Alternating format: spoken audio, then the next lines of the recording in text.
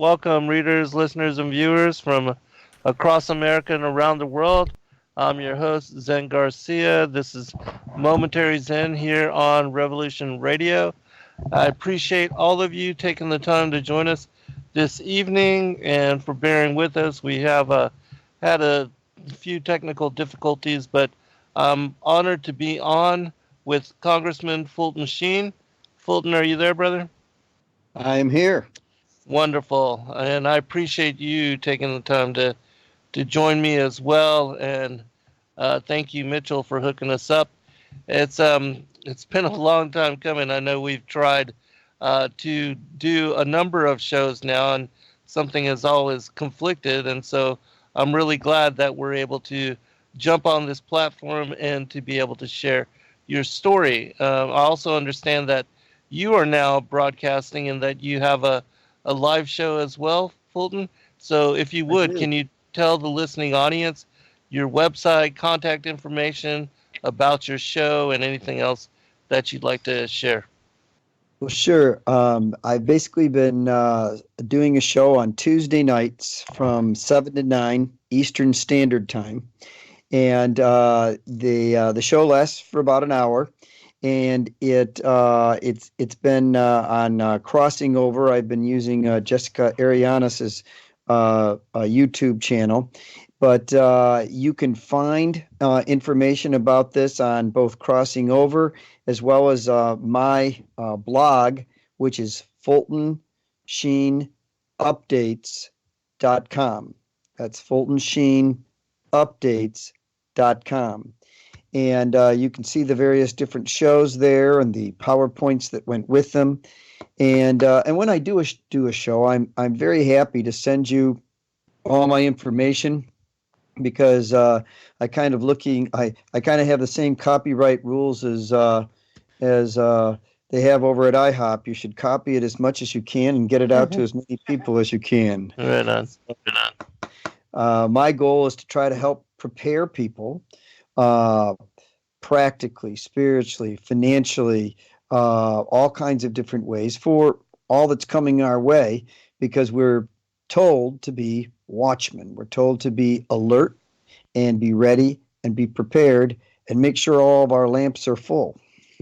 Absolutely. Can you tell us a little bit about your journey to awakening? And you have an interesting story in that you have had been in a position to actually make an impact and to affect change. And so, if you would just share a little bit about your story as far as your journey to awakening and on different concepts and different themes that were instrumental in your life and that affected you deeply. Well, sure. I'd be happy to. Um, Basically, when my wife and I, shortly after, we got married, uh, we were, seeking the Lord as to what it was, we were supposed to do.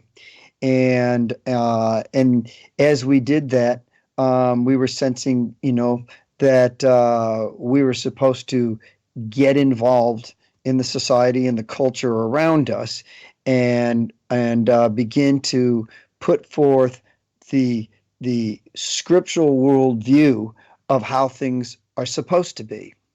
And so in my life, the when I was about 17, I ended up going over to these people's house that I knew were Young Life leaders, because I had been involved with going to Young Life, and I had this problem, and I told them about my problem, and they said, well, did you ever think of giving it to the Lord? And I said, well, you have to understand, this is not a religious problem. This is a personal problem. And they said, it said, lay down your burden, he'll lighten your load.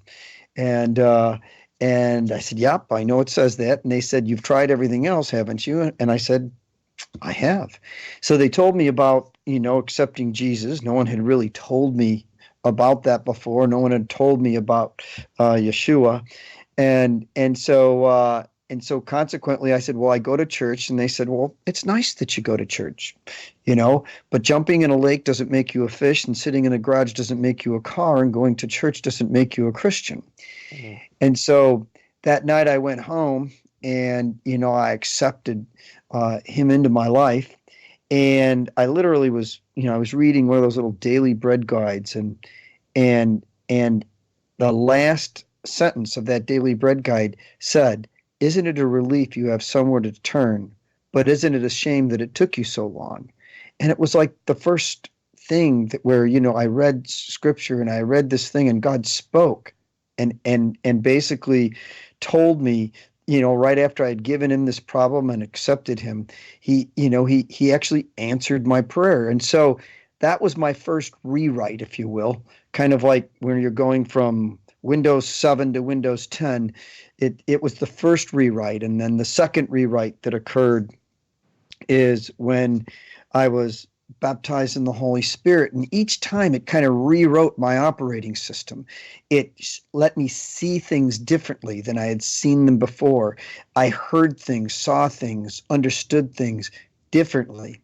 And then the third rewrite, which I don't think is over yet, is when I began to understand what it means to walk in my Hebraic heritage, to understand what it means to walk in God's instructions and his under his direction and under his commandments. It just kind of changed everything. And the light switch at that point was I was literally mowing the lawn. I have a very big lawn, so it takes 2 hours. So I always listen to something, and I get great revelation when I'm mowing the lawn. So I watched that one Jim Staley presentation about truth and tradition, and it's just like it.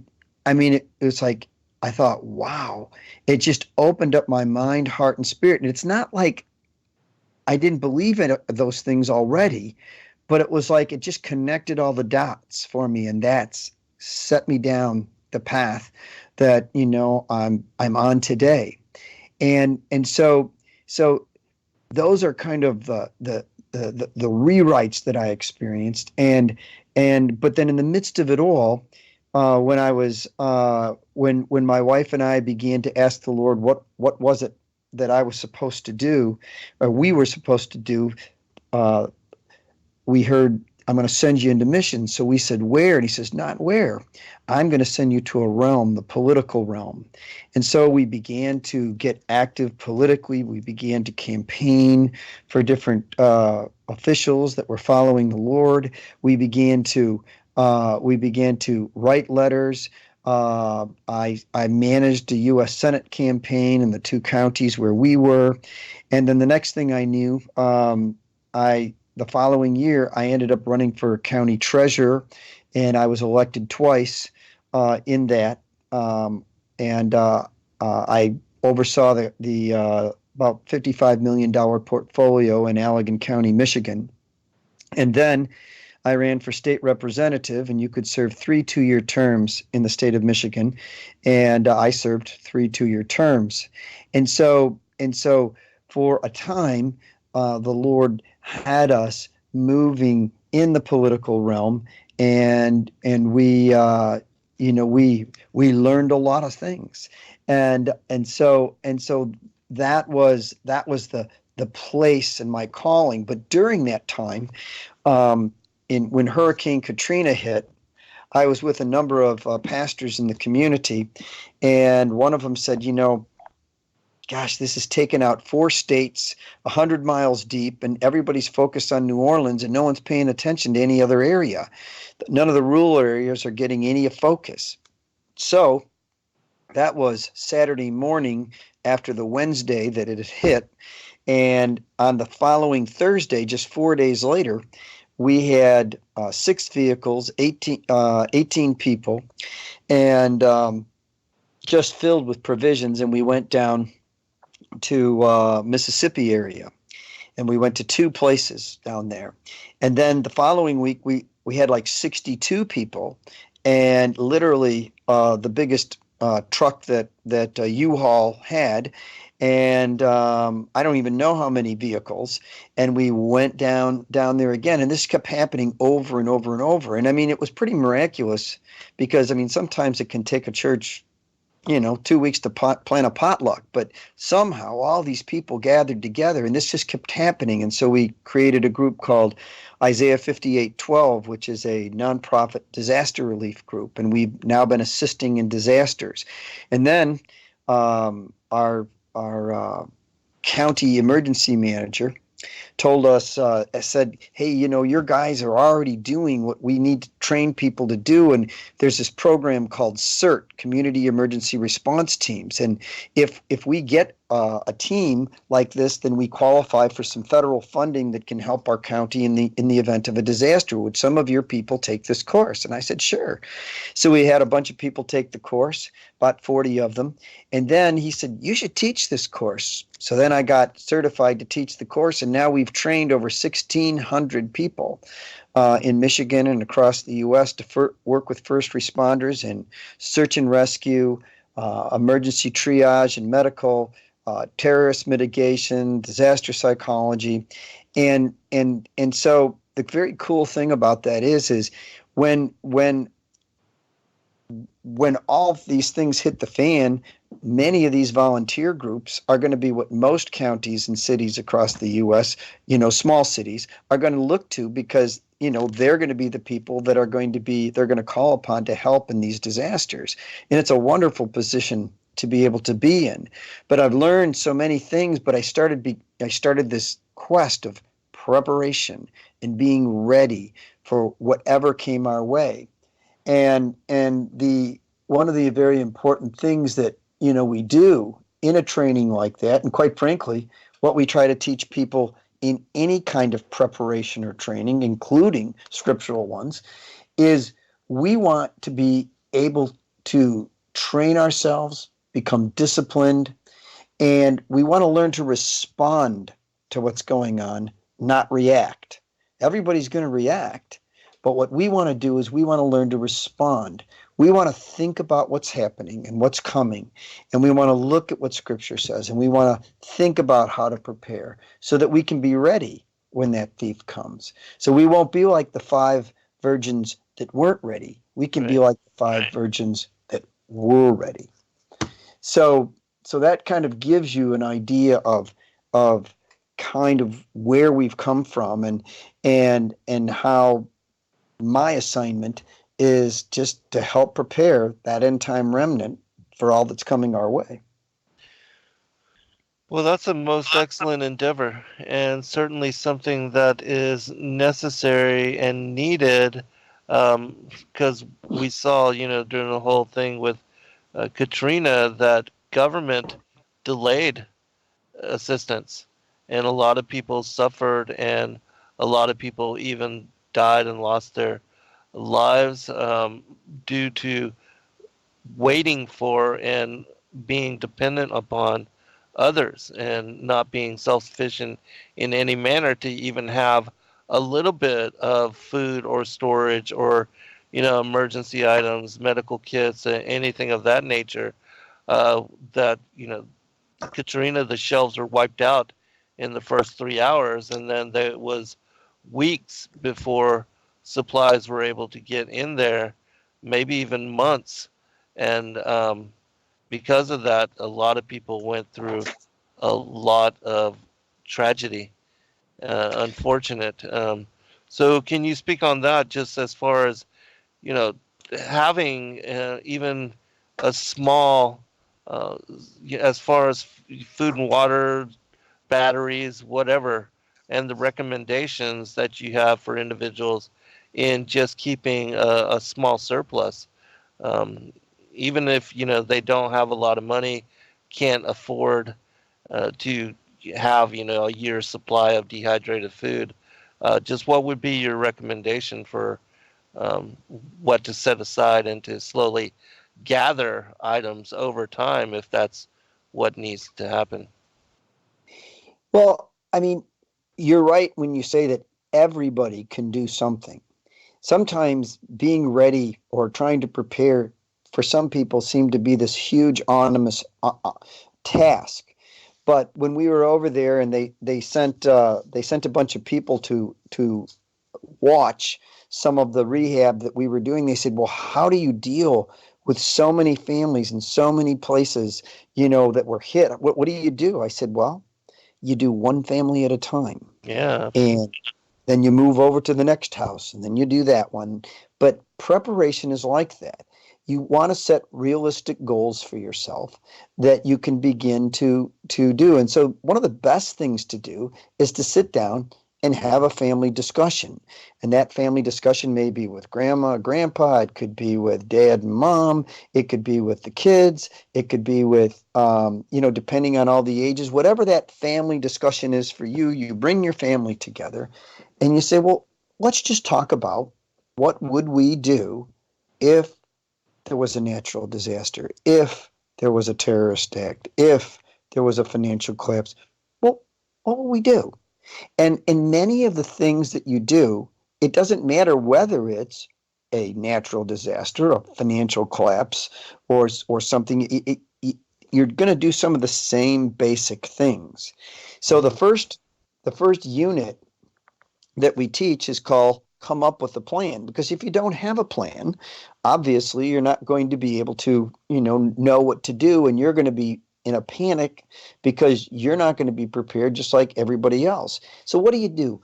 Well, you think, okay, what are the most important needs? Well, first of all, it's water, food, and heat. And electricity may be a little bit distanced from those three most important things. So you begin to think, well, okay, what about water? Well, depending on where you live, if you live out in the country, and or you live in a subdivision where you still have a well, we have a well. And if you have a generator, you don't always have to keep that well on all the time. You just need to turn it on when necessary, fill up all the pipes, and use them sparingly in if isn't any electricity. But you can be able to get at water that way. And which means, of course, you also have to have some substantial amounts of gasoline. But again, you don't have to turn that generator on and run everything all the time. You just have to run it for a while. So another way to get water is to have a water filtration system. So if you don't have access to water like that, you would be able to go get water out of a lake, out of a pond, out of a creek, out of a river, depending on where you are, and you would pour it through these filters. And these filters are 99.7%. They filter out all the stuff that's there. So literally, that water would be absolutely horrible. It would have to be for most of the a good filtration system to work. And how much can you buy those things? Well, you probably can buy them from anywhere from $75 to I mean, you can spend a lot of money, but you could buy a decent water filtration system for somewhere between $75 and $150, as long as you're not caring about whether it's really pretty and nice and flashy, or you're just looking for the basic unit. So once you've got your water figured out, another thing to do for water too, just one more thing there, is you can buy some barrels. Get yourself some plastic food grade barrels, hook them up to your downspouts, mhm. and you Rain literally, barrels. yeah, rain barrels, and you can literally have that water come down, and it won't go any further after the barrel is full. It'll just simply go down the system there, and then you just dip into the barrels and you throw the water through the water filters that you've purchased. So there's a lot of different ways. So there's some ideas for water. Heat, one of the best ways for heat, I think one of the cheapest and simplest ways, is go out and get yourself a wood stove. I mean, we bought a wood stove on Craigslist. Oh, I think we bought one for 125 and one for 150. And so we bought two of them, and we installed the one downstairs. And we have another one that if things got difficult, we'd install upstairs. And so we have all the piping to hook the one upstairs if we needed it. But at the moment, we have the one downstairs. And we live out in the country, so if the electricity goes out. It's when the Right. electricity goes out. So we have that stove there, and we then built a wood shed, and of course we put wood in the wood shed so that we would have fuel for that. And so that's probably the cheapest, easiest way. Now there's all kinds of different ways you can figure out to heat things, but that's probably the cheapest way to do it, and you can continue to feed it through with just wood. And almost anybody could probably put them enough money together to get a wood stove. And so that way, if you could only afford one, well, you at least can get around the wood stove if it got Right. old.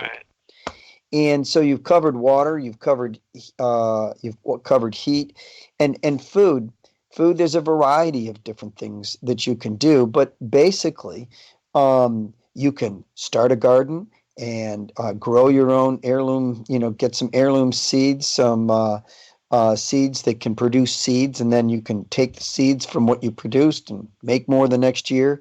But get some seeds and put a garden together. And if you don't have real good soil, then make it a raised garden and put some blocks around it and put your own dirt inside of it. But you can be able to produce a lot. Most of the time our gardens produce more than we can eat, and they're not very big.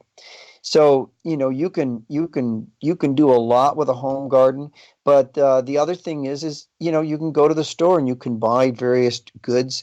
You can buy certain various canned goods, and you might tuna's on sale, so you buy a case of tuna, and you take the bottom case of tuna and you put it on top of the new case that you bought, and you just eat off of it, and you circulate your foodstuffs the same way a grocery store does, putting the stuff that was bought that is oldest on top and using that from day to day and putting the other stuff on the bottom.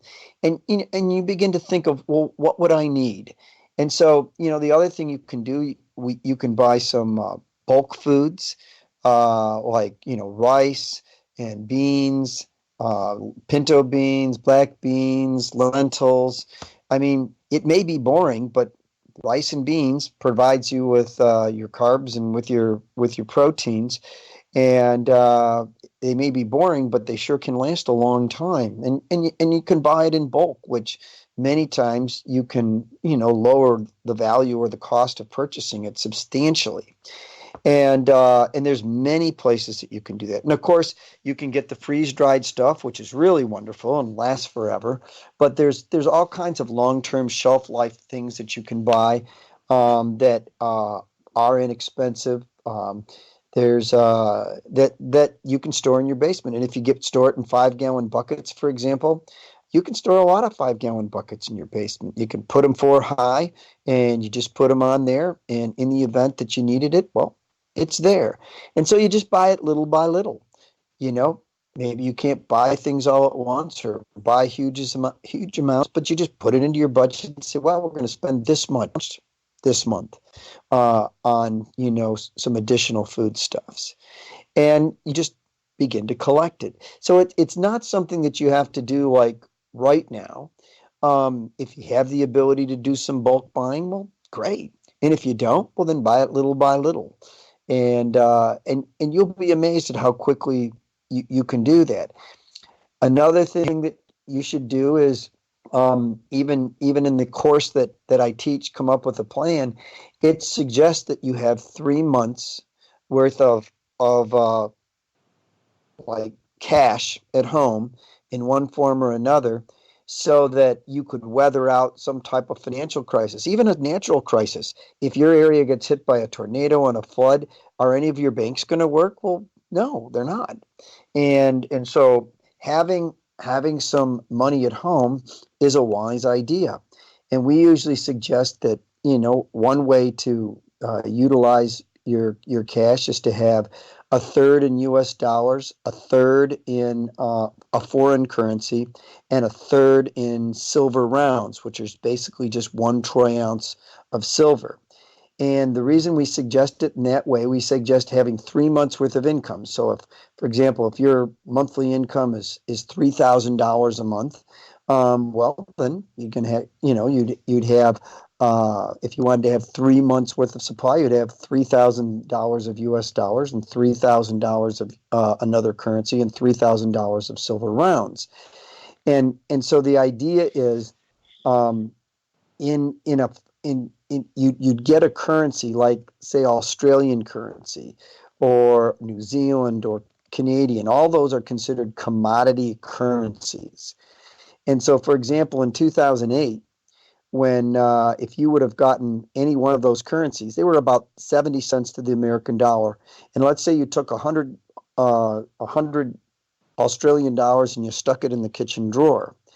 And if you would have done that before November of 2008, they would have been 70 cents to the American dollar. So, you would purchase that, put them away, put them away. 2 months or 2 years later, after we had printed $8 trillion in simply 2 years, that went from being 30 cents less than the dollar, or 70 cents to the American dollar, to being 11 cents more than the American dollar. So those dollars sitting in the kitchen drawer grew 41% in Nice. less than 2 years. So then, if the banks do have an issue, and let's say they close the banks, and they'll usually only close for 2 to 6 weeks because they need to open them back up in order to get the government money and everybody else money. But what happens during those 2 to 6 weeks is they literally count all the physical cash that exists. Then they figure out how many people have deposit accounts, and then they figure out how much they can get each person. And once they come up with that number, they may say, well, you can have $50 a week or $100 a week or whatever it is they would come up with. And then that's all you can get at, no matter how much money you had in the bank. So that's what they're doing. But if you do have foreign currency and you were to bring it in the bank, they have no problem giving you the differential, because they'll make 1% generally on the trade, and you're trading apples to apples, so you would still be able to get at additional cash. And if you started, and if what happened in 2008 happened again, well, gosh, 40%'s not bad. Not bad. And and then silver is the same way. I suggest silver rounds as opposed to maybe gold rounds, unless you have a substantial amount that you want to keep at home. But if silver doubles in price from 17, like it is right around now, okay, well, that's $35. And, if you buy something for $40, well, gosh, okay, you get $5 change. But how are you going to divide up 1 ounce of gold? That'll be a little more difficult. So from a practical standpoint, where you're trying to keep cash aside, you can bring home the silver rounds. And what are they valued? Well, whatever silver closed at the day before, that's what they're valued until it closes out again. So it's very easy to determine. So all in all, it's a great mix. And last time, silver went up to about $49 an ounce in the last crisis, and currently it's about 17. And it hasn't been gold and silver hasn't been at the price levels they are now since probably 2013 was the last time you had 1,500 or more for gold or $17 for silver. So they've gone up about 25% this year. And depending on what happens with the market, they're probably going to continue as the market gets shakier and shakier to go up more and more in value. That's a normal occurrence. Yeah, people really like to have, some silver and some gold if necessary, even smaller pieces. But you are also a proponent of digital currencies and Bitcoin. Can you talk a little bit about that? Well, sure. And the thing about it is one thing that I think is very important for people to understand is most people don't understand what cryptocurrency is. Hmm. And they think it's an investment. And although some people have done very, very well, the last 2 years, most people haven't done very, very well. Cryptocurrency is a tool. It's another form of currency. It's a digital representation of paper currency, electronic debits and credits. And that's what cryptocurrency is. And it fluctuates against other cryptocurrencies as well as fluctuating against the paper currencies that exist now. And there's over 1,600 of these cryptocurrencies that currently exist, and they're referred to as blockchain technology. And so the method of legal tender to whoever agrees to accept it is just like any other currency. But unlike fiat currency, paper currency, which basically is connected to a nation's ability to tax its people, cryptocurrencies aren't attached to anything. So, pretty much what gives it the value? Well, you do. Because if you had a car that you said was worth $5,000, and I said, well, I got $5,000 of Ripple currency. Will you take $5,000 of Ripple currency for your car? And if you say yes, well, hey, we got a deal. And so cryptocurrency is just another type of currency. And what I think is going on and what I see happening today is cryptocurrencies fluctuate. As I said before, but despite their volatility, central banks, commercial banks, governments, government organizations are continuing to start to move towards a digital currency. The IMF, which is the International Monetary Fund, and the World Bank are working now to establish their own private blockchain network to create a distributed ledger technology. And a DLT basically refers to a technological infrastructure and protocols that allow simultaneous access and validation and record updating in an immutable manner across a network spread across multiple entities or locations. Now, that's the definition of what a DLT is by Investor Encyclopedia. And right now, Russia is looking to create its own cryptocurrency backed by gold for international settlements. And if they actually do that, a lot of people will flock to that. Now, Bank of America's CEO, Brian Moynihan, spoke out last month, and he said, embracing digital payment transactions while moving towards a cashless society, he said the Bank of America is going to continue to move towards a digital banking transactions. We want a cashless society. And so they know it's coming. And banks were resistant at first, the same way auto producers were resistant to an electrical car at first. And it now appears, too, that Facebook is attempting to dip its hand in yet another pot and have announced they wanted to come out with their own cryptocurrency called Libra. However, especially lately, they've been experiencing some pushback from the U.S., other nations, as well as major partners who have changed their mind about participating. As I understand it, just as of late, Visa, MasterCard, PayPal, and a number of other companies and corporations have backed out of being part of the Libra rollout. So we'll see what happens. But I think the future of cryptocurrencies is going to soon come around because quite frankly, it's still kind of the wild, wild west. If you're in a part of a cryptocurrency which is on a cryptocurrency exchange, an exchange can be regulated and can be shut down and can be controlled by a government the same way the New York Stock Exchange, the OTC exchange, any kind of money exchange. They basically ruled that a cryptocurrency exchange can be regulated just like those. That's why they've been able to shut some of those down. But what they can't shut down is what's called a peer-to-peer transaction. The example I gave earlier of buying a car from you for 5,000 cryptocurrency dollars, basically being able to do that. They can't control a peer-to-peer transaction. They don't know when it's going to happen. They don't know how it's happened, and there's no ledger that, at least at this point, that they can look to see what happens. So right now, cryptocurrencies are being vastly used in China, vastly used over in Venezuela, whose financial system is just, in shambles, and they have a 1,343% inflation rate. So cryptocurrencies have value in a time of difficulty. Now, the con side of cryptocurrencies is sooner or later, I believe the one world currency is going to be a cryptocurrency, because if I wanted to rule the world and I wanted to decide who got to buy things and who didn't get to buy things, I would create a cryptocurrency that I could control, and I could turn off and turn on whoever I wanted.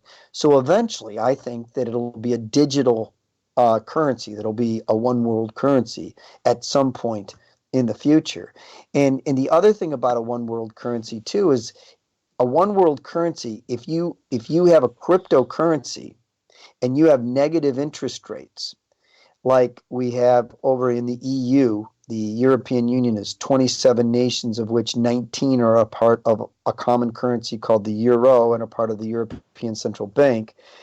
They have a negative zero point 0.4 interest rate, which means if you put money in the bank, you actually lose 0.4% on any money you stick in the bank. In Japan, you have a negative zero point 0.1, same situation.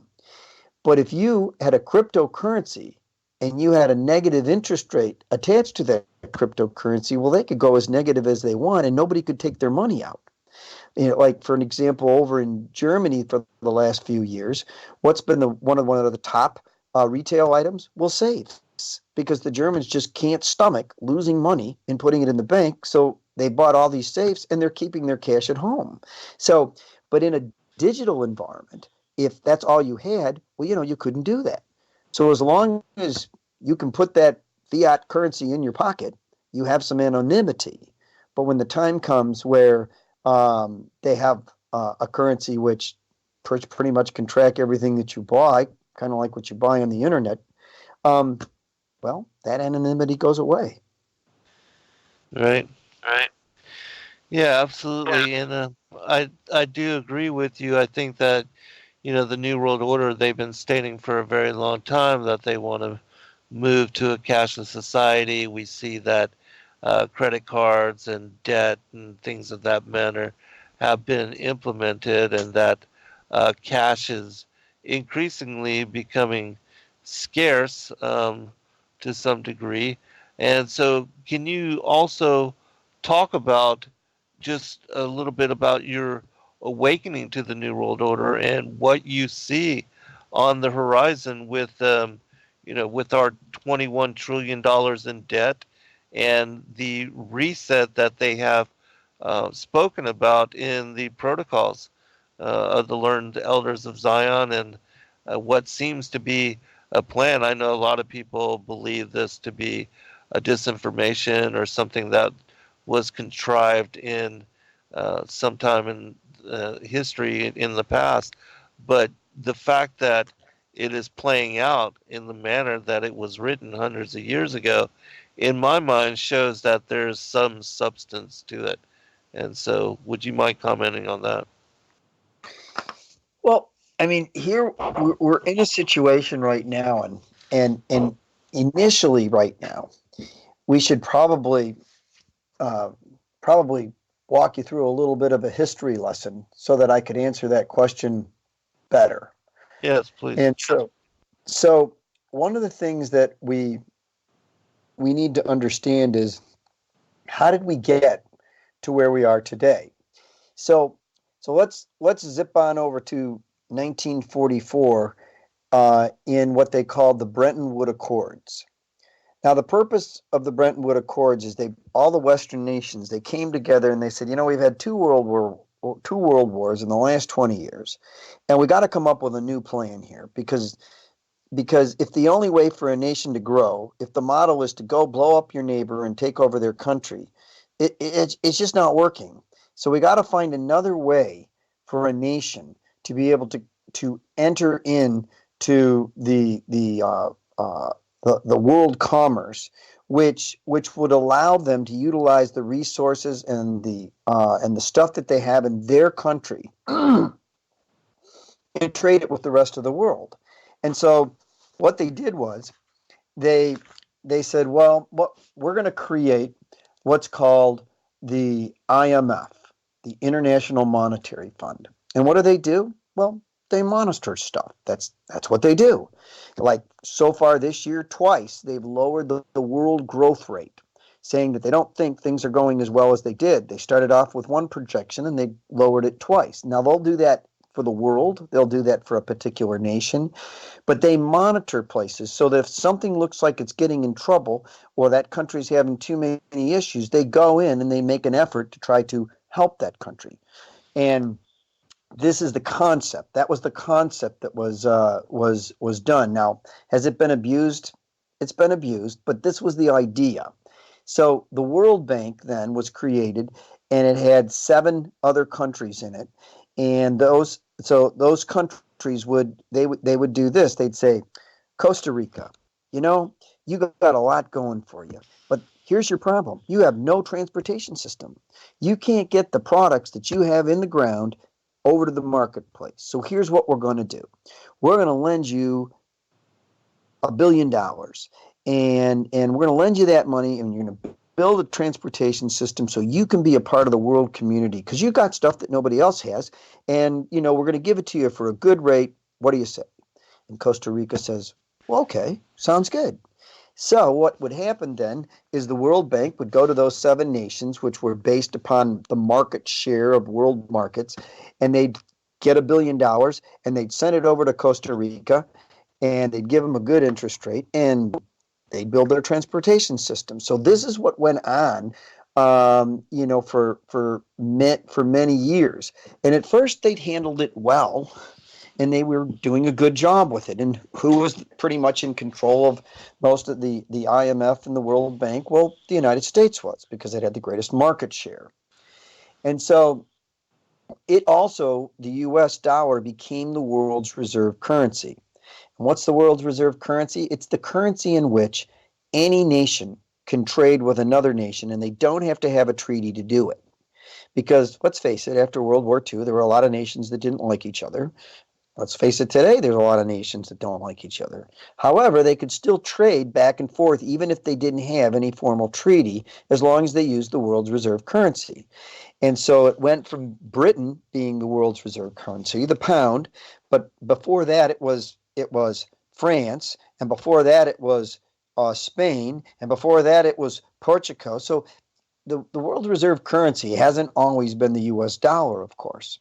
But the world reserve currency, whatever nation that is, has a great advantage over everybody else, because that means that their currency is probably going to be used more by the world than any other currency. And is that the case for the US? Yeah.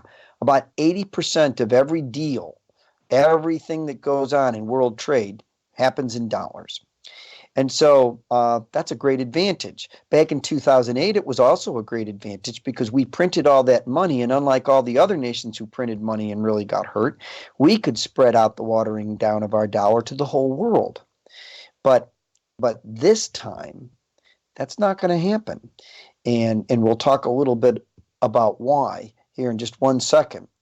And so the Bretton Woods Accords set in place a lot of the systems that we have today, and the U.S. has been in firm control of that for quite a long time. And then we had this thing called the Society for Worldwide Interbank Financial Telecommunications, or what we know in short as the SWIFT code. That went live in 1977, and the only way up until this year, the only way you could wire money from one place to another in the whole world was to use the SWIFT code. And who's in many ways in charge of the SWIFT code? Well, the US. And they started abusing it. They started going to nations and they'd say, Bolivia, we like you, but you're doing this, and we really don't want you to do this. And if you keep doing this, well, we're going to have to turn you off. And, that's really going to be a problem if you can't take money, wire money in and out of. I mean, that's really going to mean you can't, your country's probably going to go broke, and there's not a lot you can do about that. And you don't want us to do that, do you, Bolivia? And Bolivia goes, no. So here's the deal. If you stop doing this, well, then we won't turn you off. And, we'll throw a few tanks and bombs in so you can blow up people you don't like. What do you think? And Bolivia says, okay. So then you have a situation where Bolivia is kind of forced to do whatever it is the U.S. wants. And so that's the way it's used incorrectly. But another way it's used is when you have these rogue nations out there who are doing things that pretty much almost the entire international community doesn't want them doing, like Iran, like Turkey, like North Korea, and basically they have their ability to trade or to use the SWIFT code cut off. And so that makes it very difficult for them to do any business. And they also can sanction them. And why do people have to pay fines from the U.S. when we sanction them? Well, it's because anybody that uses our currency in any kind of deal, according to the Bretton Woods Accords, you can sanction them. So anybody that uses U.S. dollars, well, the U.S. can sanction. Anybody that uses euros, well, Europe can sanction. So that's played a big part and been a non-military option that they can be able to apply pressure to a country to stop doing something it ought not to be doing. But just literally in the last month, there's been a new development, and so now Russia has created a new international wire system. They've been working on it a long time, but literally 2 weeks ago, they basically said to Turkey and to Iran, you know, if you wanted to be a part of a new wire system, you could wire money in and out of your country using our system. And so they opened it up to those two nations, which now enables those two nations to circumvent the sanctions, some of the sanctions, and being able to get money in and out of their country and not use the SWIFT code. And then a few weeks later, they opened it up to any nation that wants to join and be Wow. involved. Wow. So this literally has just happened recently. And that means that the US influence and the EU influence is going to be diminished as we go into the future. And the Russian influence is going to be increased. Mhm. So that's a huge change that's gone on, but it's not the only change that's gone on. In 2016, for since the Bretton Woods Accords were put in place for 72 years, there was only one other world bank in the world today. But today, there's now two world banks. Because in 2016, in January of 2016, the AIIB Bank went into place. The Asian Infrastructure Investment Bank began to do business and compete against the World Bank. So what happened, where the AIIB Bank came from, is back in 2014, the BRICS nations, Brazil, Russia, India, and China, and South Africa said, we're getting the shaft from all these guys. Let's get our own World Bank. So they put in about $50 billion between them, and they said, we're going to have a 6-month time period, and we're going to open up to the rest of the world, and anybody who joins during that 6-month window is going to have a vote. And anybody that joins, nobody's vote's going to be more important or bigger than the other person's vote, and they'll be charter members. And after that, anybody can join, but they won't have a vote. And so basically, 2 weeks before that deadline was over, about 29 nations had joined. And the U.S. criticized the whole process the whole time, all along the way, and basically said, well, they shouldn't be doing this.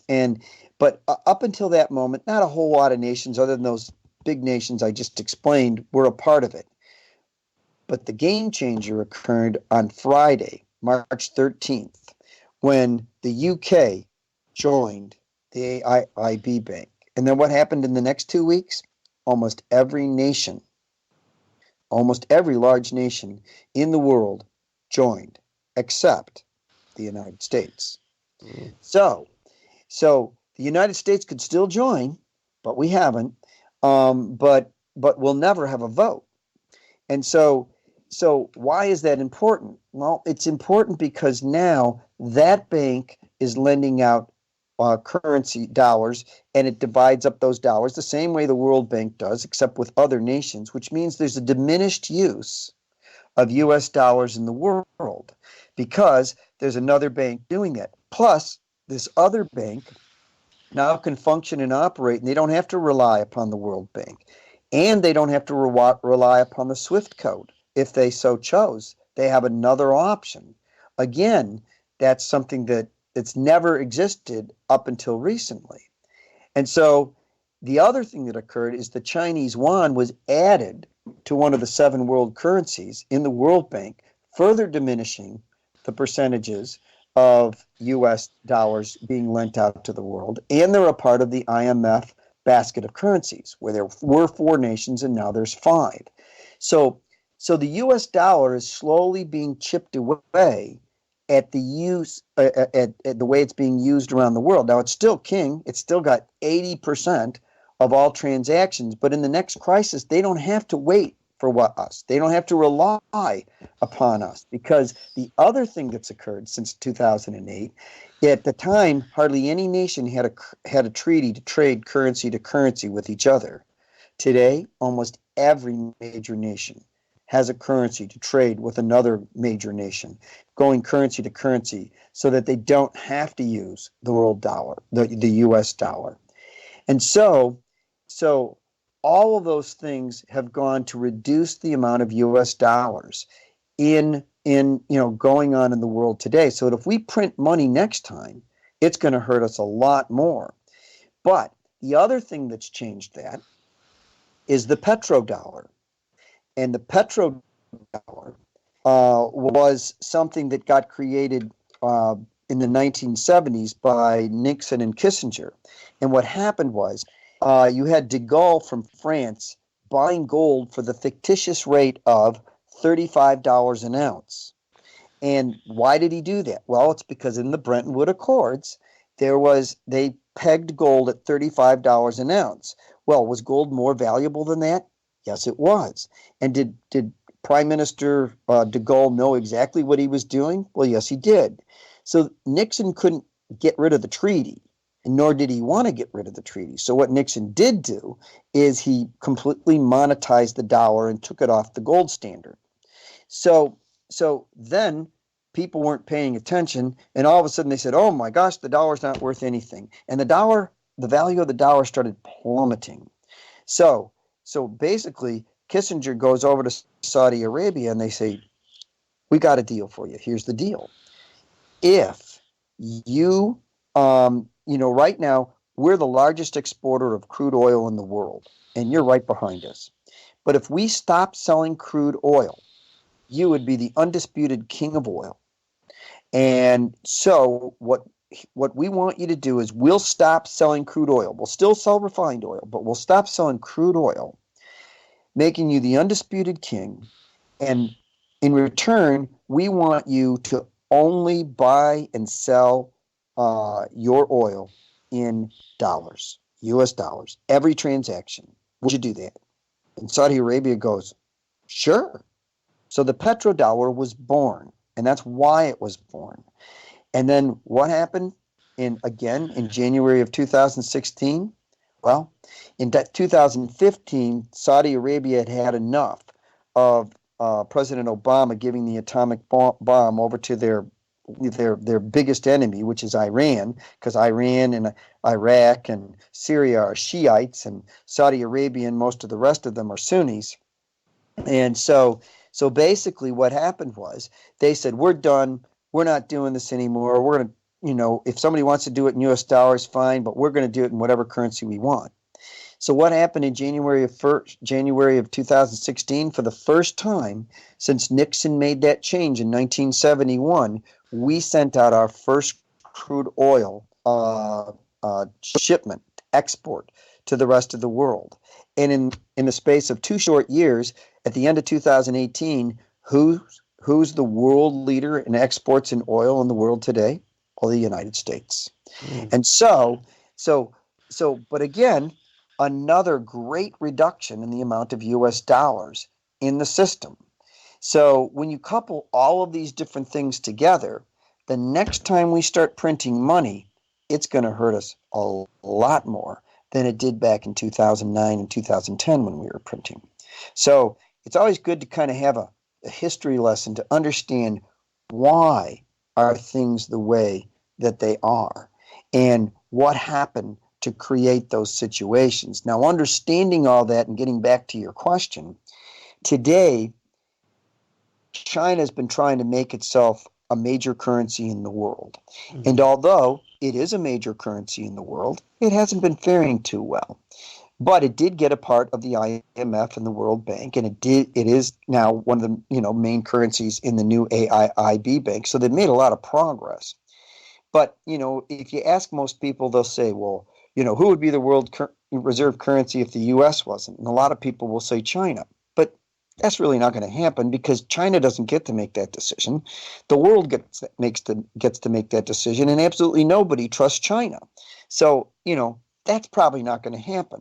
But what we do have to understand is all these countries that want to be the number one guy and the number one currency and the number one nation, they have no intention of allowing their currency to be encompassed with another, at least at the moment.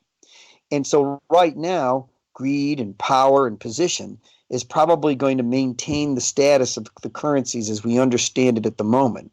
It's going to take literally a worldwide crisis before everybody would be willing to do something else.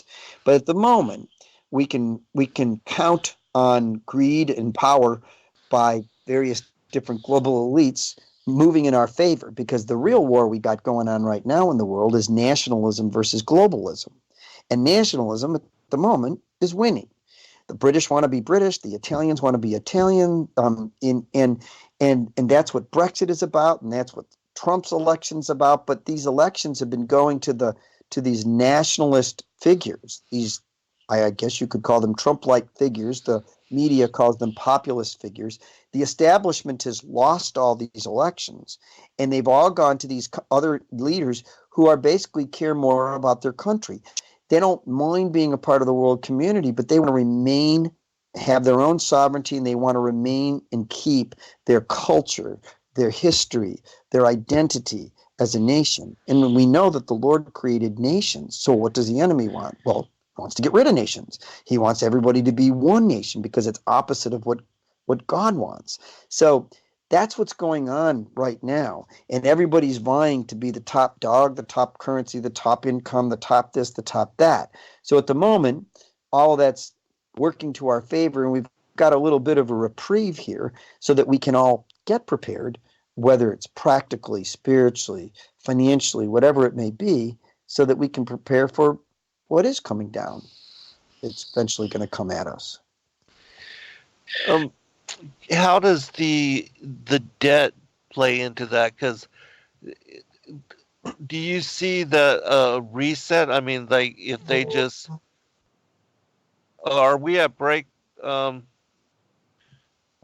I'm not sure if they're going to have a break because of the way that the network was changed, but we'll keep going, Fulton. But I wanted to ask you how you see the debt playing out, and then with China, because the whole thing with the New World Order and the whole Albert Pike, the agenda to bring forth a one world order as pretext to cause this conflict, and that the Western nations are supposed to be brought to their knees, and then the atheistic, the communist, the godless countries would fill that power vacuum.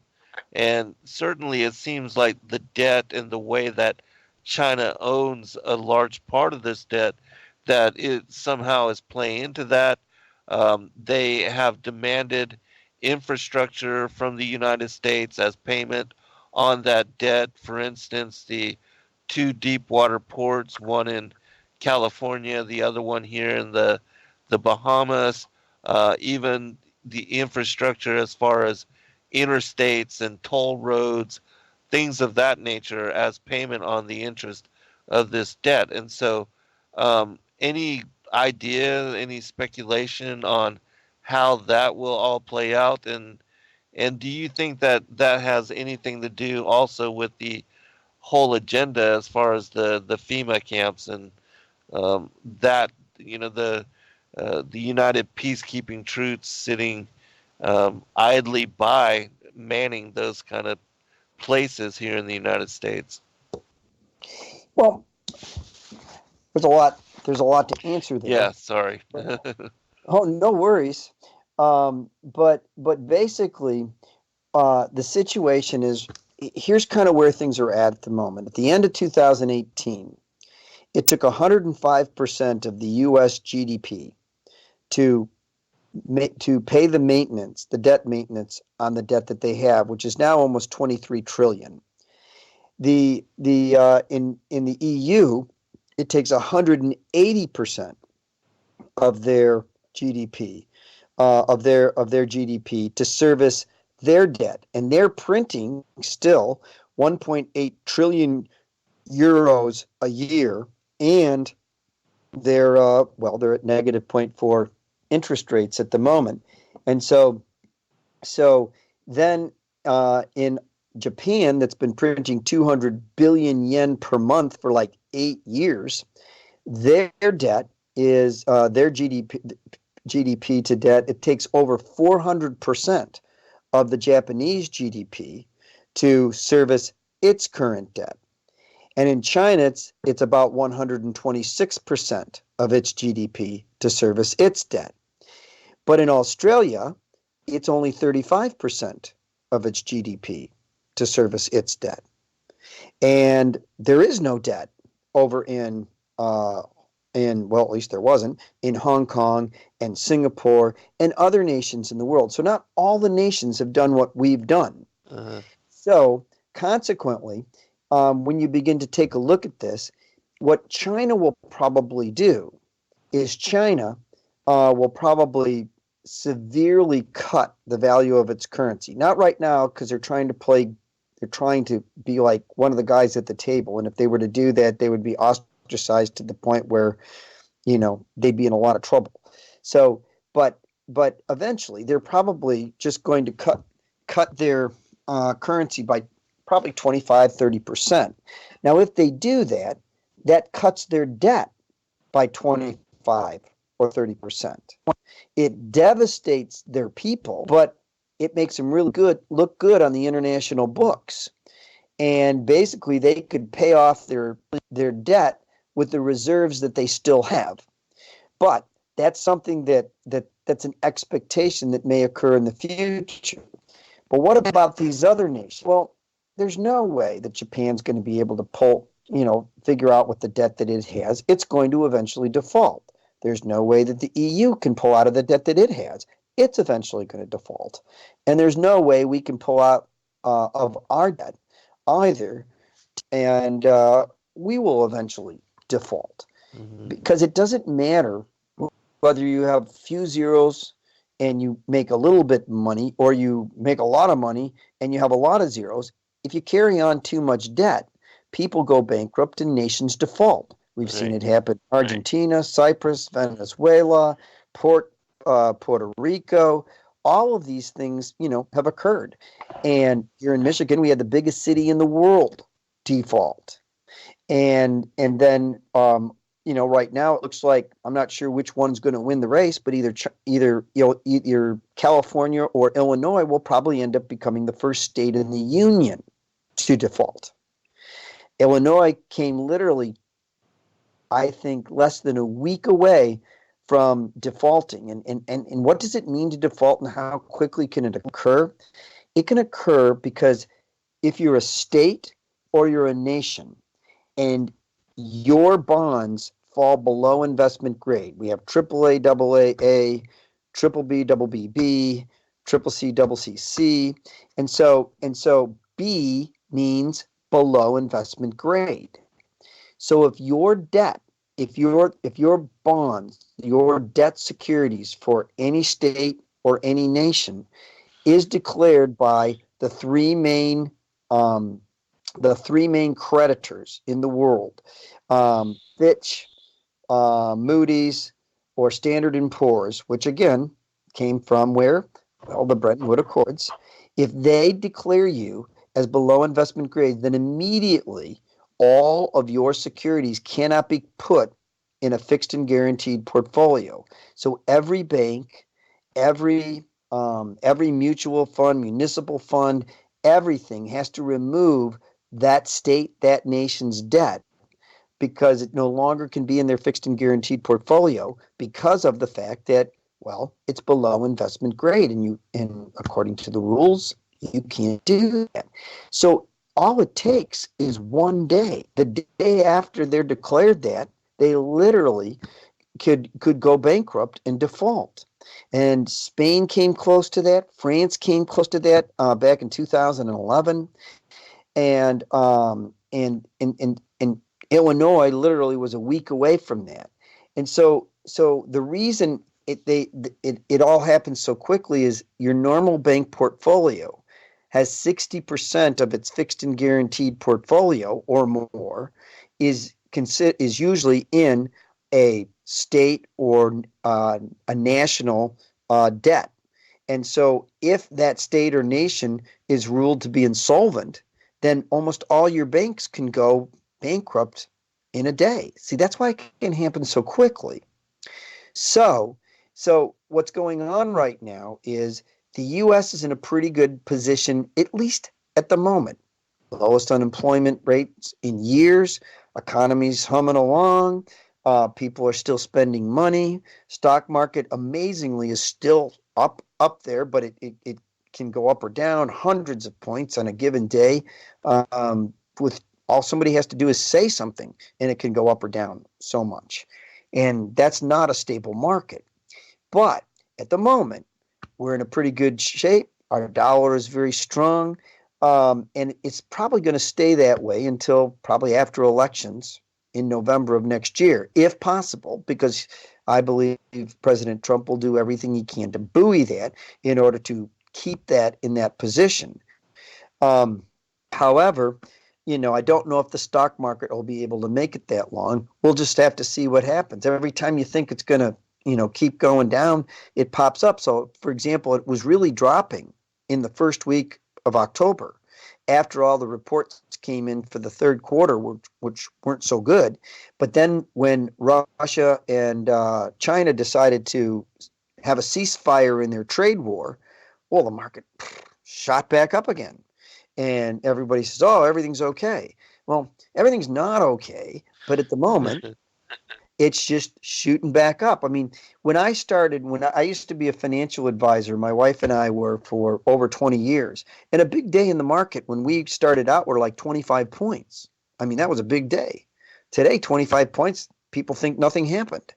And so there's a huge change. And we also have to remember, I don't know about you, but the first house I bought, my interest rate was 14%.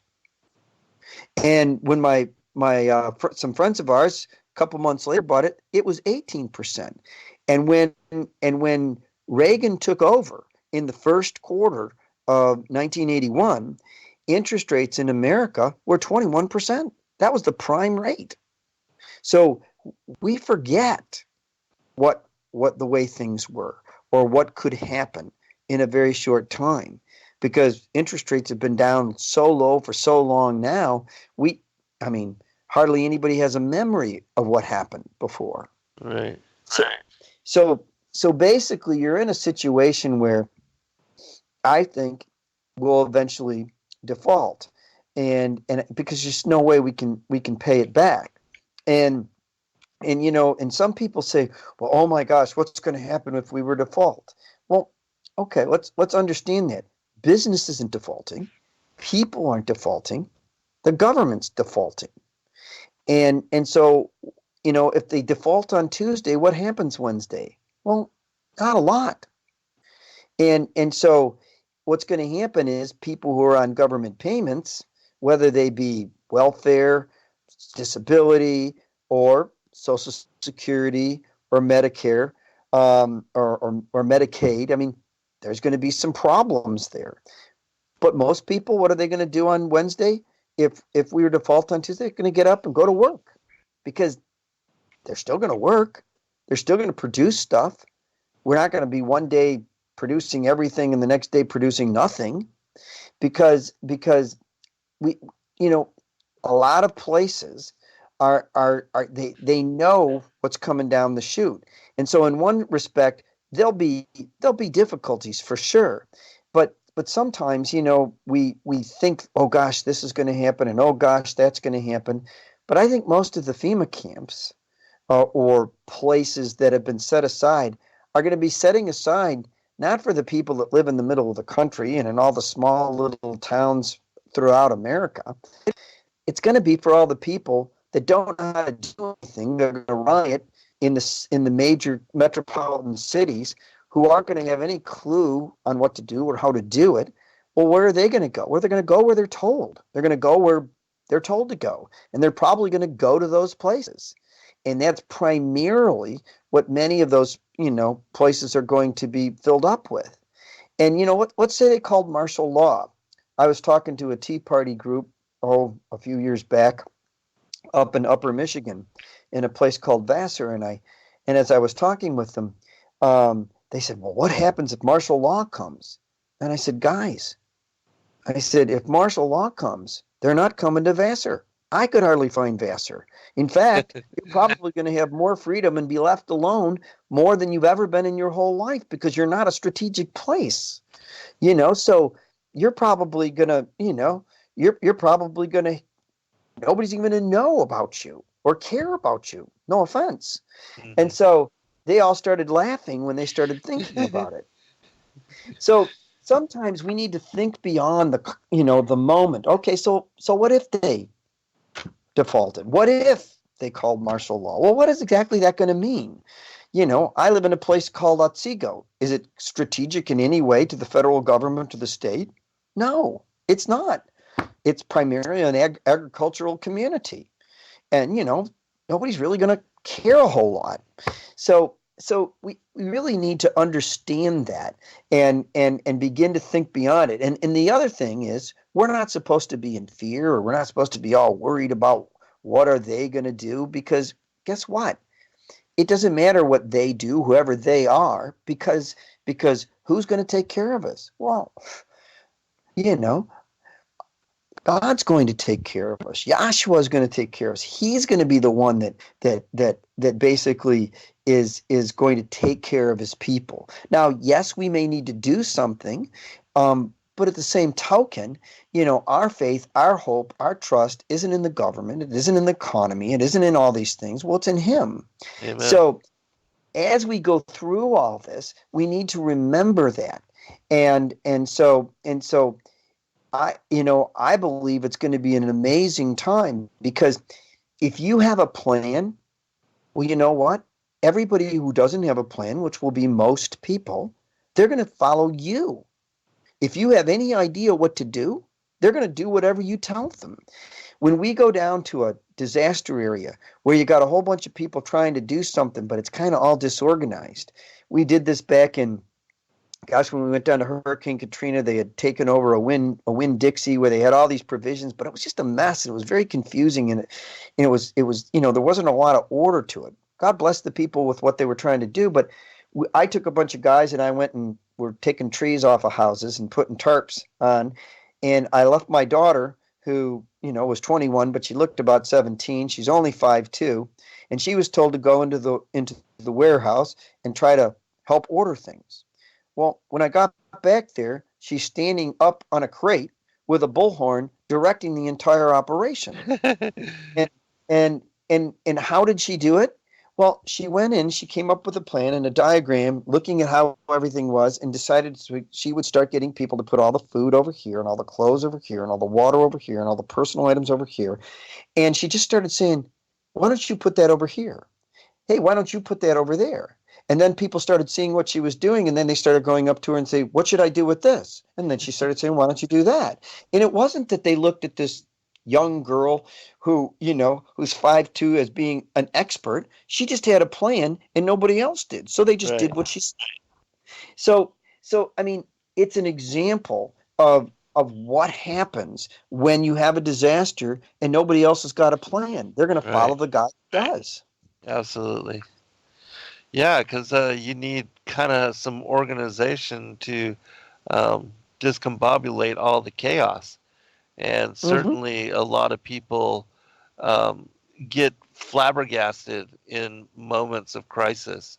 And that's why we saw, even with Katrina, how people just directed to go to the Superdome.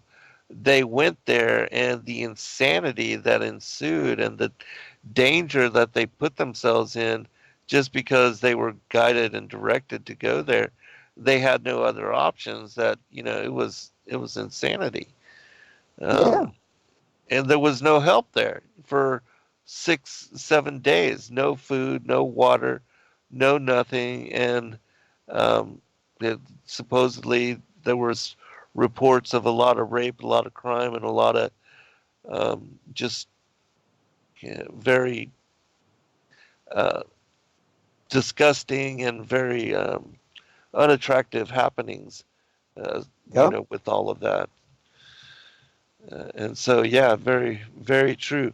And so, it's your opinion, Congressman, that, and also for the people that have been lately tuning in and all the people in the chat room, we appreciate all the questions. They really love you, Congressman, and all that you are talking about. I am interviewing Congressman Fulton Sheen, and he's been speaking about emergency preparation. He absolutely is a believer, and like myself, just like with Israel going into the wilderness, they were instructed to take provision, but being out there for 40 years, they had to learn to depend on the Most High God, and were even fed manna from heaven. And so, I think, yes, we should absolutely be prepared in whatever ways that we can, but first and foremost is to be right with the Most High God, and to know, to have, and to trust in that relationship. But again, the practicality of a crisis situation is that you do have some preparation, and use your common sense to kind of watch out and to look out for those things that are coming. Even with what happened in Katrina, we talked about how the shelves were emptied in 3 hours, and then there was no assistance for um, 6, 7 days, and that assistance was delayed, and that people really suffered from not having set aside anything, or even had any kind of consideration, any kind of plan. And so, if you would, can, for those that are just joining us, Congressman, outline in guidance again your suggestions, and then let's review what you had talked about with what you see happening to the cities and then to rural populaces. Yeah, I think that, in many ways, I mean, strategically, they understand they don't have enough people to try to make everybody subject to whatever it is they want. So they're going to focus their attention on the metropolitan area. Why? Because there's a lot of people there that, they basically are already reliant upon the government, and they're also, they don't have a garden, they don't know how to get water, they don't know how to get food. If they Right. have, they're just in a situation where you don't have rioting in a town of 5,000 people. Usually you have rioting in large populous areas when there are problems, like, for example, right now in Iran literally in the last week has admitted that it was doing all these atrocities to its own people, and they withdrew their troops, their army, from the various different their metropolitan areas, because things were getting so desperate that when the people are hungry enough and things are desperate enough, they don't care if somebody shoots them. They're going to begin to a point where they could take over the government. I mean, that's how they got there in the first place.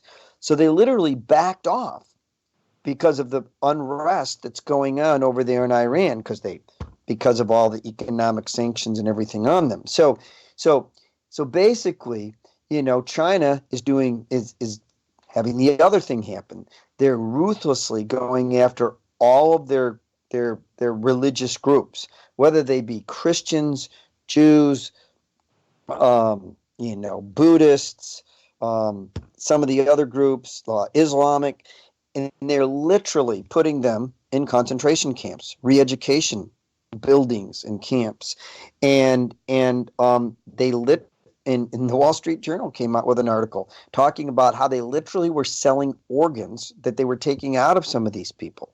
They were just harvesting them. So, this is going on in China right now. And does most people know about that? No.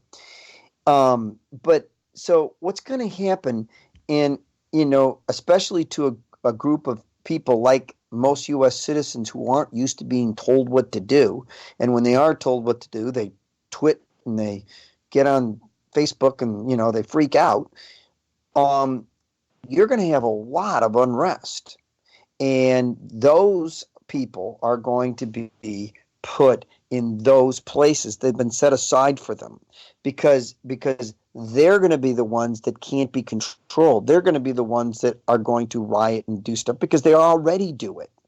But when you really give them a problem, when there's a real problem present, well, then they're really going to do it. And most of the small towns and the communities out there, I mean, they may not even hardly be aware because they're not going to come out there. Why? Because they don't have the manpower to come out there and they don't care. Right. Let them alone. They're not going to stop us from doing what we want, so we'll just let them do what they want. We take a look at Russia, or not Russia, but what used to be the USSR. When I was growing up, who were the biggest two main world powers in the world? The United States and the USSR. That's who they were. But what happened? One day, they ran out of money. They turned out the light. They shut the door. And you didn't hear anything about Russia or all these nations for 10 years. And why? Because they defaulted. There was no more money. There was no more structure. There was no more army. There was no more anything. And so pretty much what happened? Well, the various different regions ran themselves. Various leaders rose up. Some of them were criminal in nature, and some of them actually were really good. And so these people, they were just left alone for the first time in their lives. They'd never been left alone. So what's going to end up happening? That's not too unlike. I mean, was there more structure like in Moscow or Leningrad? Well, yeah. But just like there would be far more structure in New York and Chicago and Miami and LA. But, out in normal USA, probably not. And so what's going to end up happening is instead of your local township, city, village, or county, which usually has about 5 people attend their meetings, well, what's going to happen? Well, instead of deciding how many cemetery plots to add to the cemetery or how much road they're going to pave that year, they're going to sit down and say, what can we do to keep everybody going? And who are they going to care about? Well, they're going to care about their people. And is that millions of people or thousands of people? Well, it might be thousands, but it's probably more like hundreds. And they're going to be figuring out what can they do together to make it work. And that's what it's going to be like in most places. And I told you earlier that program called CERT, which is Community Emergency Response Teams. Most of the people that we've trained, that the 1,600 some people that we've trained, are on all of these different boards and volunteer boards across the Michigan and the U.S. And so, who's going to be basically facilitating everything that needs to be facilitated? They're going to know what's going on. They'll have, even if it were martial law, they'll have these nice little tags that allow them to go out and do something. It's going to be a whole bunch of believers because it was believers who we trained. We did most of our trainings in churches. And so it's amazing that those things are out there, but they're going to rely upon their volunteer boards and their people to run their area because they're not going to have National Guard in these small little towns and cities. They're going to have their guys. And, and your average township or small little city, it doesn't have 100 cops. It might have 2. And so it's just kind of the way that it is. So we really need to begin to think beyond the, oh my gosh, martial law. Oh my gosh, the U.S. defaults. Oh my gosh, this or that and the other. We need to think beyond that and think, well, what does that really mean? when I was a state representative over in Michigan, for the first 2 terms, the Republicans were in control. And then in my last 2 years, the Democrats were in control. And all of a sudden, for the first time in Michigan history, we didn't pass a budget in time. And so, in effect, it was like the government was going to shut down because we didn't do it soon enough. And I had a reporter come to me about a week before that, and they said, well, are you really trying to, prevent the government from shutting down? And I said, no. And they said, well, no. Well, what do you mean? And I said, okay, let me ask you a question. If the government were to shut down on Tuesday, what do you think is going to happen on Wednesday? And they said, well, and they couldn't think of anything. They said, well, oh, I know, you couldn't get a car license. I said, actually, you can. It's all automated. You can print out a piece of paper and they'd send you the piece of plastic later. I said, you know what the real problem is? The real problem is they're scared to death that if the government stopped functioning and nothing and ceased, that nobody would notice. That's what they're really scared about. And so most of the police forces are supported by property tax, which is a local tax. It has nothing to do with the state. And so, the governor said she was going to issue a list of non-essential government entities. Well, great. I'd love to have that list, wouldn't you? Because if they're non-essential, why do we have them? So I'm looking forward to the list from the governor. And so all in all, I mean, we just have to step beyond that thought process or that fear, because 350 times it says in the Bible, do not fear. Well, let's not fear. What does it really mean? And what would you really do? And what's your plan? And so just like in those Sherlock Holmes movies, where the newer ones, where he's about to go into a fight and you see the whole fight before he actually does it, he sees it in his mind. And then the fight occurs and he does everything that he thought was going to happen, move, counter move, etc. We really need to do that. We need to decide what we're going to do. So when everybody reacts to what's going on around us, we've thought through it. And what are we going to do? Well, we're going to do what we planned. We're going to do step 1, step 2, step 3, step 4. And when all these different things happen, we're not going to be oh my gosh, how did that happen? We'll have already thought about it because we came up with a plan to deal with it. That's why the Lord says, be watchful, be alert, be men and women who understand the times and know what to do, so that when those times come, they're not going to follow the state government. They're not going to follow the federal government. They're going to follow you, because you don't seem to be freaked out like everybody else, because you have a plan. And they're not going to care where you got the plan. They just want one.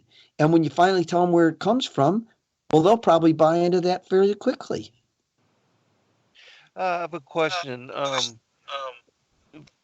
Where are you as far as the criminal element, like the drug cartels that are running rampant and flooding the country with with methamphetamines and drugs and heroin and all of that, and also with the right to bear arms and guns and protection and that kind of thing. Being a Christian, a lot of people, tend to want to be pacifists, but in protecting as far as preserving family, where is your stance with all of that?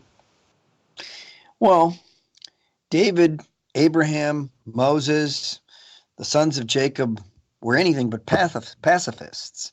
Yeah.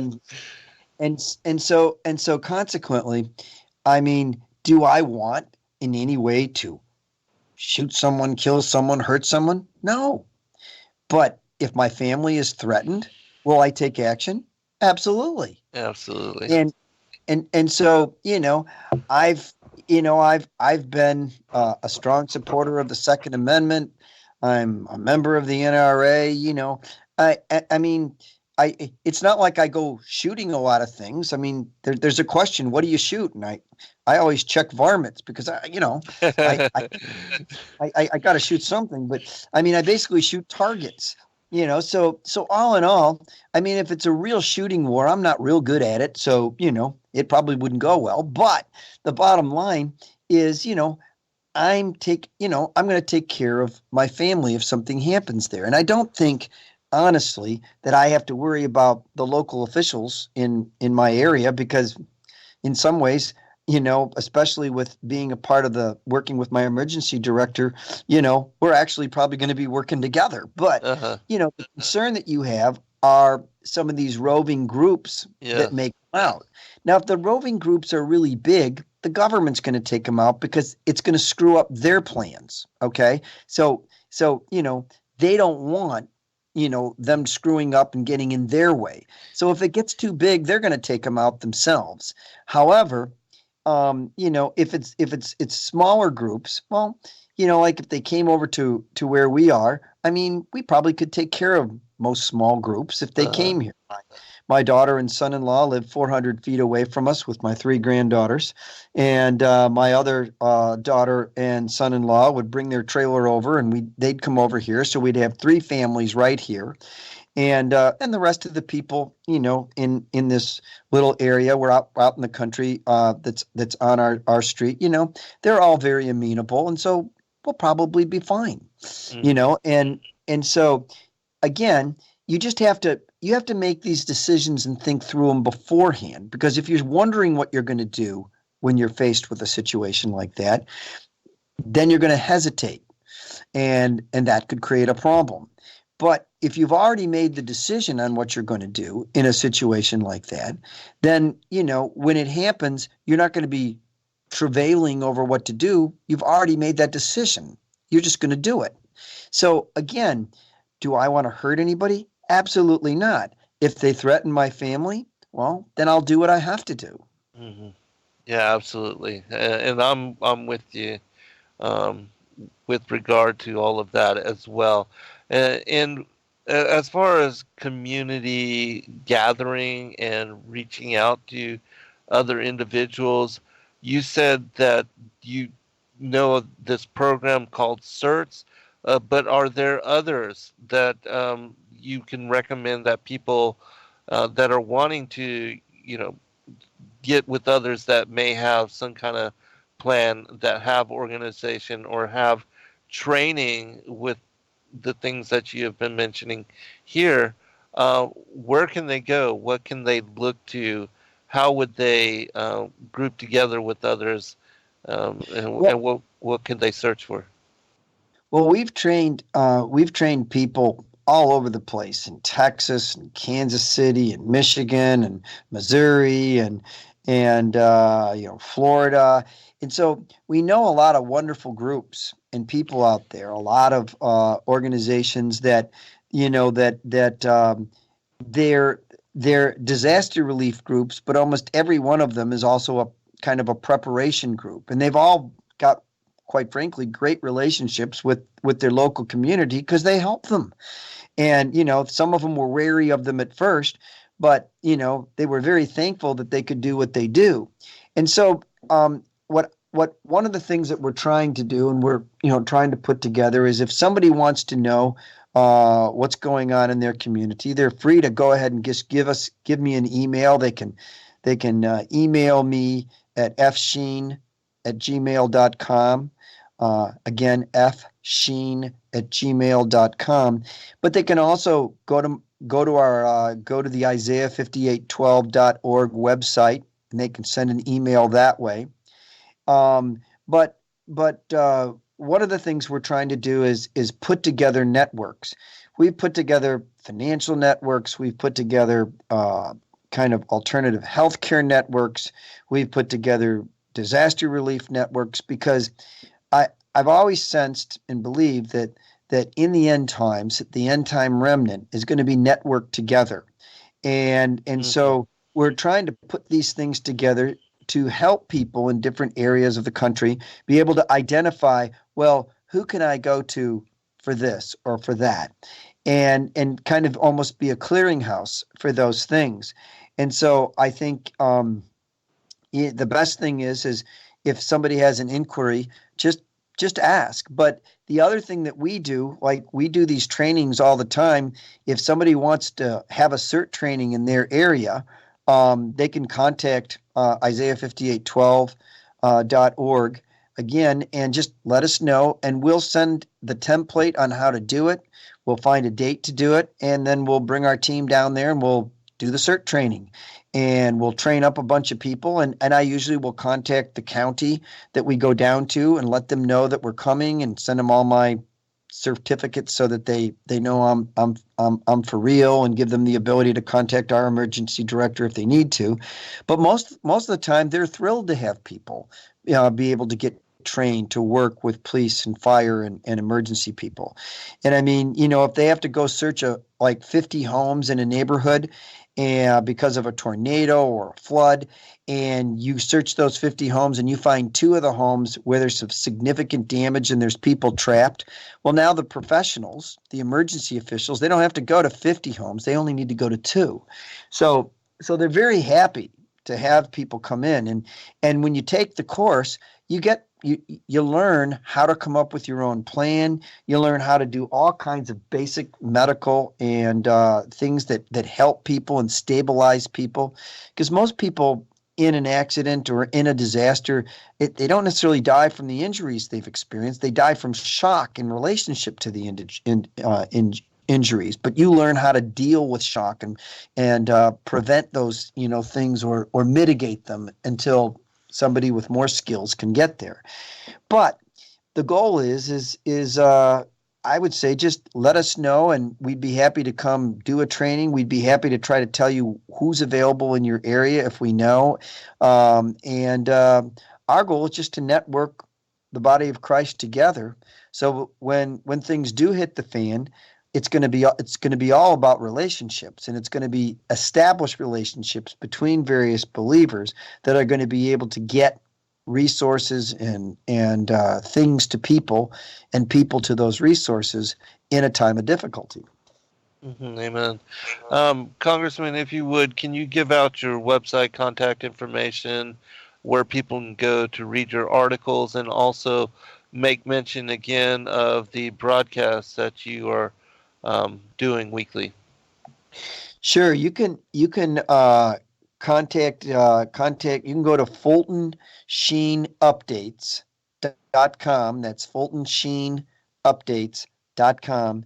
And on that, there's all kinds of articles that I've written. There's presentations that I've done, various YouTube presentations and information.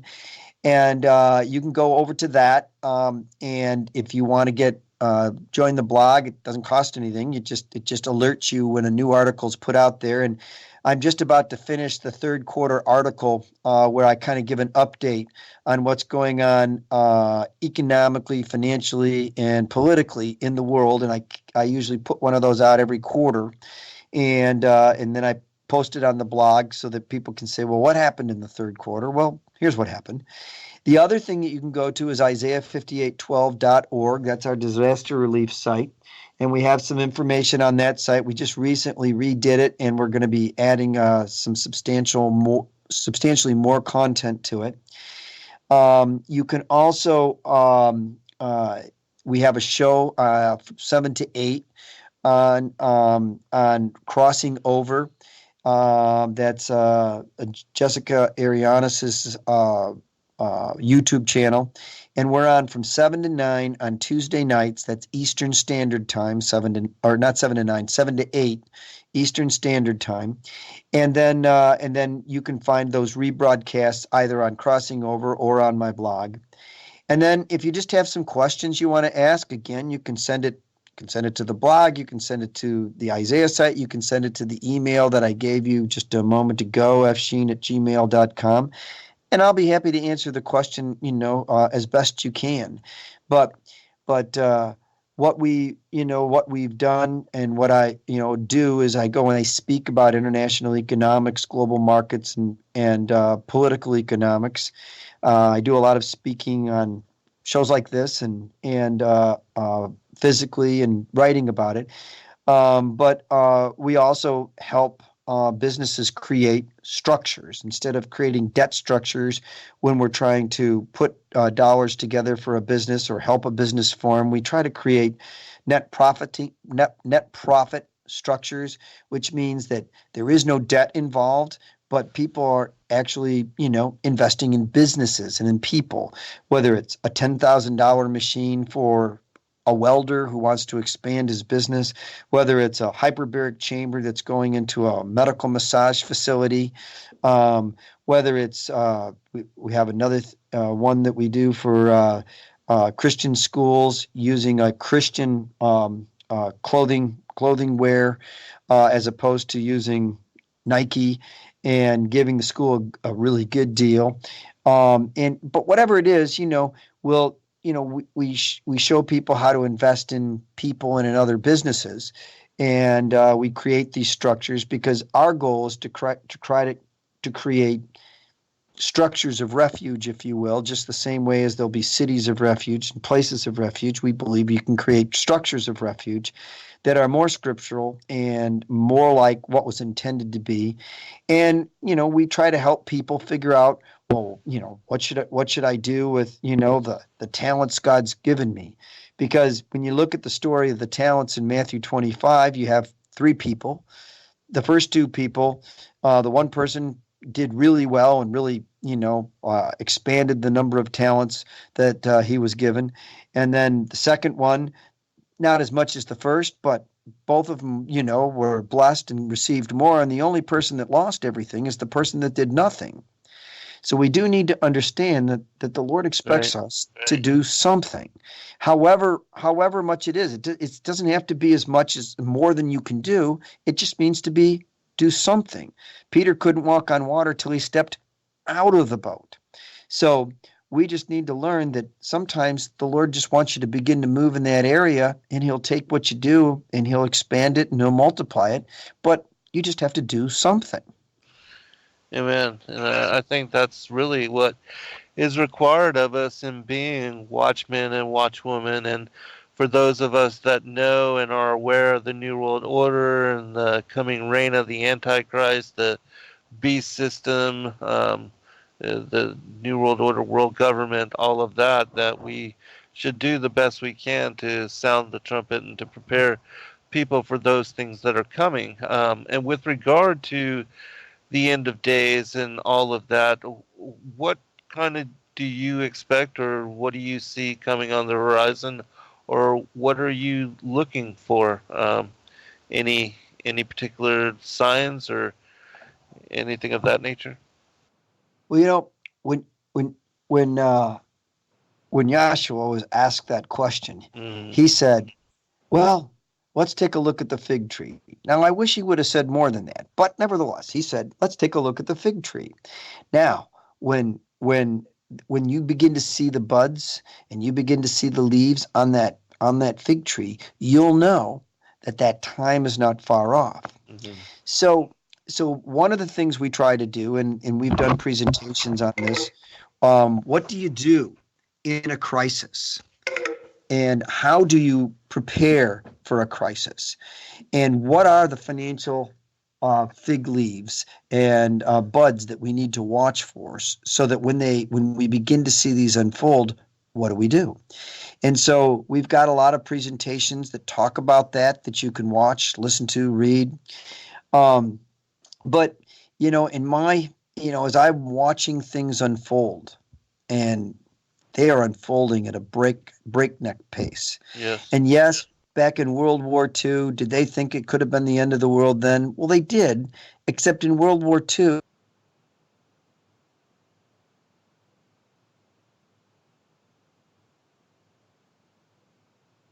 Congressman, you there?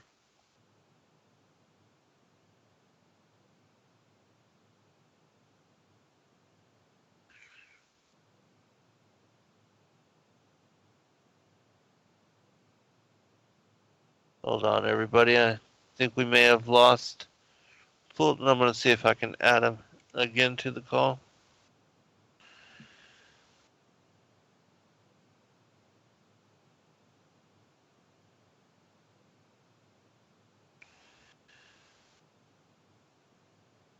bear with us. I will state that while we're waiting for the congressman, with regard to the end times, Yeshua did speak about in Matthew 24, Mark 13, and Luke 21, not only the blooming of the fig tree, but he said that there will be rumors of wars, nations rising against nation, the waves and the seas roaring. He also said, be weary um, of false prophets. All right, hold on. Fulton did ask me to call again, so let's see if we can add him. But and I do believe that the blooming of the fig tree had something to do with the nation of Israel as well. And so, let's see. All right, here we go. And that it was an indication that we are the final generation. Fulton, are you there? Hello? Okay. All right. Yeah, we just you were talking about the fig tree, and so I Hello? wanted to give you. Yeah, can you hear me, Fulton?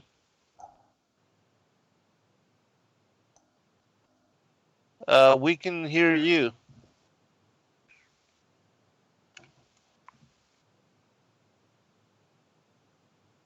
Let me type that out for him.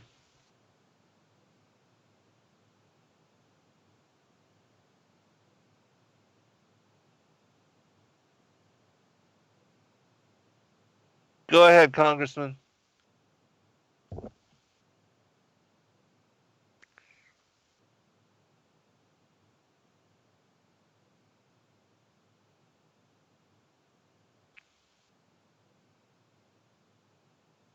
Well, I apologize for the technical difficulties, everyone. At least we were able to manage and make it through most of the show, and I apologize for the technical difficulties. Hopefully, we will have everything settled by next week.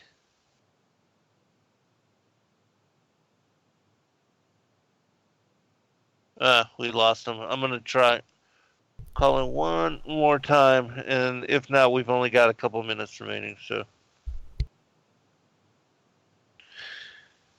So if we can get him on for final comment, if not, then I'll close this out. And again, we appreciate everybody taking the time to join us this evening. And Mitchell, I appreciate you hooking us up to the network, brother. And thank you, everyone in the chat room.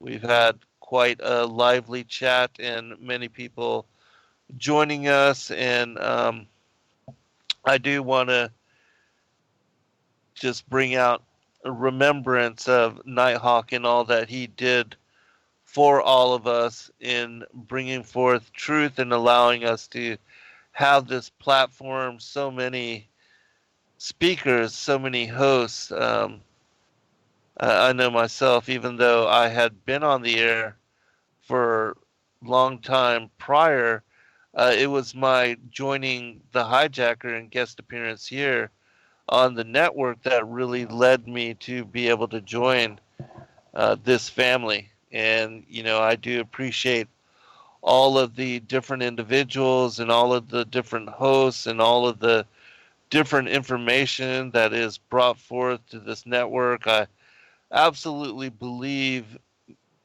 those of you that come here, that share fellowship with us, to be some of the wisest and most well researched individuals Okay, in the world. Are you there, Fulton? I am. Okay, yeah, we've only got like a minute remaining, so if you would, can you just end us with final comment? Sure. I'd say right now, um, we are privileged to live at a time where so many have looked at that prophetic wall to be in, to have have hoped they would be able to be a part of. And we're privileged to be able to see all these different things unfolding. And, in this time, the Lord is going to have us do things that nobody's ever done before. And we're gonna learn about the secrets of the ages. And no matter how difficult or dark it gets, that light's going to trumpet, because there's many more people moving towards darkness. But while the dark is darker with lots more people, the light's getting more intense with the people who are walking in the light. So we're going to be able to do things that no one's ever done. And I'm looking forward to that big time. I'm looking forward to being able to be part of that group, that age, that end time remnant that's going to be able to see and experience all these things that nobody else has ever experienced. So we're very privileged. I'm very much looking forward to seeing what the Lord's going to do next. Amen. And with that, Fulton, thank you so much for joining us in broadcast. I'm glad that we were able to bring your message forward to the listening audience. And certainly I'll be checking in with you, and we'll do an update sometime at, maybe after the conference, the November conference. I'll have Joy schedule you again. And thank you again, Congressman, for your willingness, and we appreciate you, and be blessed in all of your efforts and all that you do. God bless everybody. Thank you very much. It was a pleasure being with you. Pleasure was all mine. God bless all. Good night. Until next week. Shalom.